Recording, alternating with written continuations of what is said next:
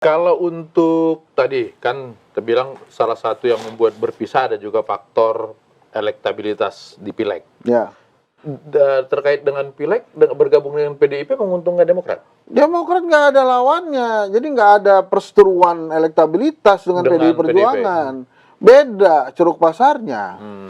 Dengan P3 juga berbeda. Kalaupun PKS gabung berbeda, tapi di sana bos ada Golkar, Gerindra, ada Gerindra, iya. terus ada PAN. PAN gitu ya. Itu di sana udah penuh. Buat apa? Buat Demokrat Ceruk juga. pasar yang sama nih. Terus gini. Tapi si PDIP-nya mau nggak? Nah, itu nanti ya. Ini gini. Kalau kemudian Demokrat ke sana, kemungkinan juga bukan saham A itu di sana. Tapi coba lihat, begitu ramahnya seorang Puan Maharani dan begitu elegannya seorang Agus Harimurti Yudhoyono pada saat mereka bertemu. Karena umur nggak bertahu terlalu jauh.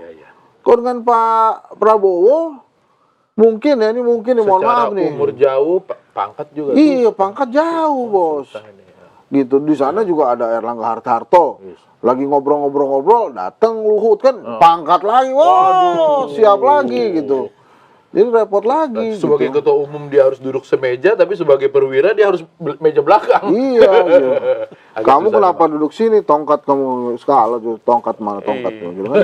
Masalah tongkat juga. Tapi kalau di PDI Perjuangan ini aman, ini bisa rekonsiliasi Soekarnois juga kali. Bagi Demokrat lebih terbuka kemana?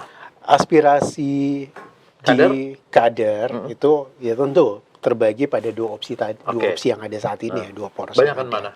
Dan apa yang disampaikan Bung Hensa tadi juga berkembang dalam diskusi di sebagian kader, termasuk juga aspirasi yang berbeda juga tentu ada ya, argumentasi yang berbeda juga ada, termasuk yang menyampaikan pesan dari guru spiritual saya baiknya kita ke poros ini juga ada. Ada.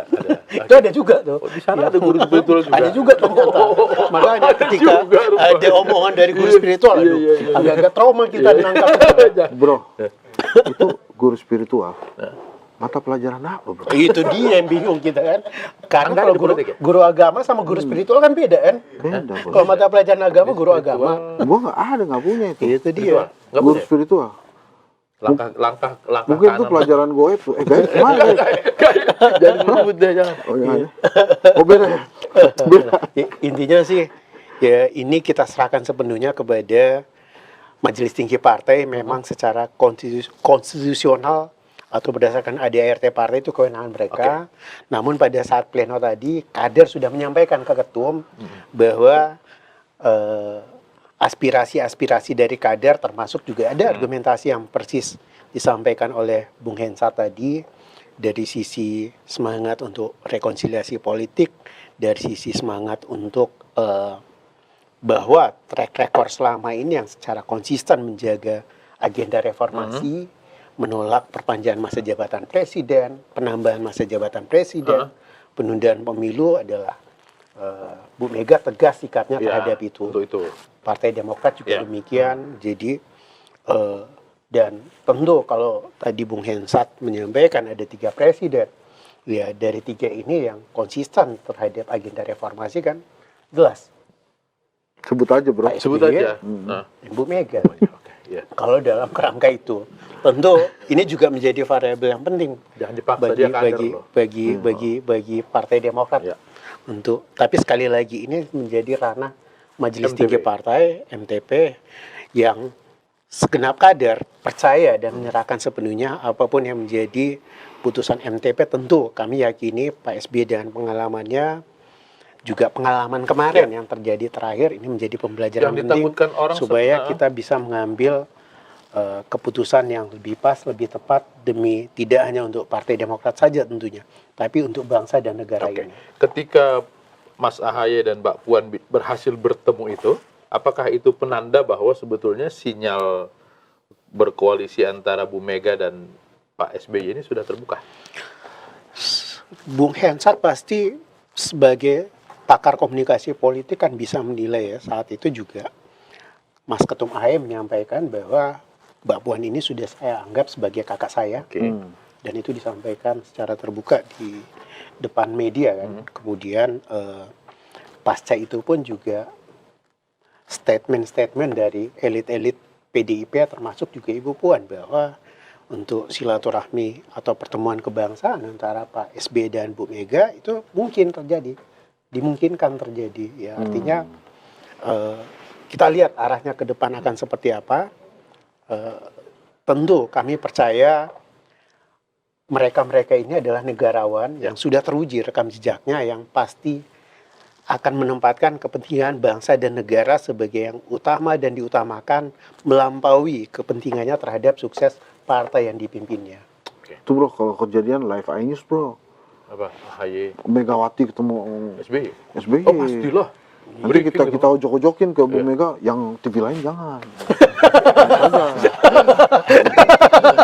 Ya kan? Bro, tunggu sebentar, satu lagi nih. Apa-apa? Itu ya, Mbak Puan waktu di GBK itu kan pidatonya juga luar biasa tuh. Mas AHY pidato tadi itu luar biasa bro. Masih muda, dia bicara tentang nilai dan etika dalam politik.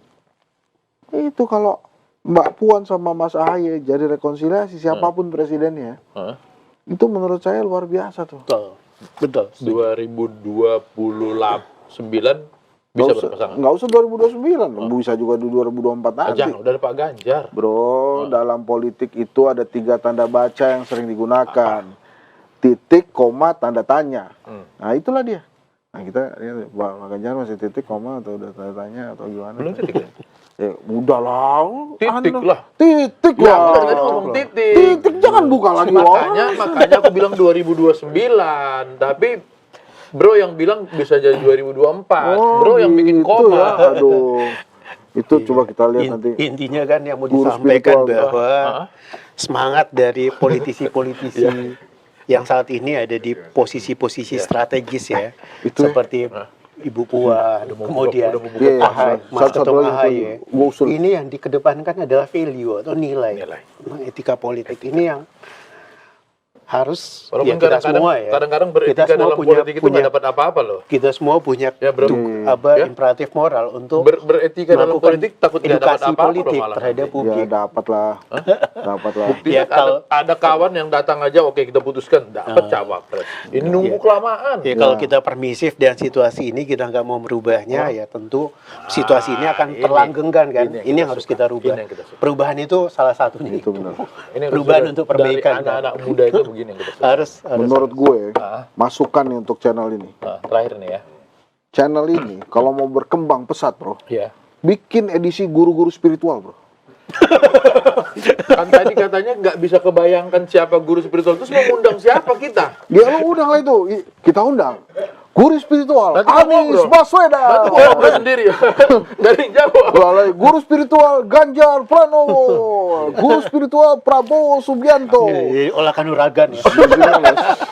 Dia diam aja bro. Iya. Tinggal liatin aja nih. Pokoknya siapa apa namanya tasbih siapa yang pecah duluan itu. Siapa tumbang duluan ya.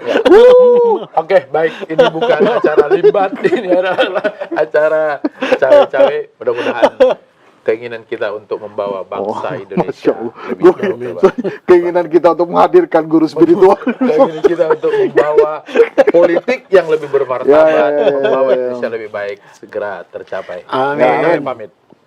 Assalamualaikum warahmatullahi wabarakatuh. Assalamualaikum warahmatullahi wabarakatuh.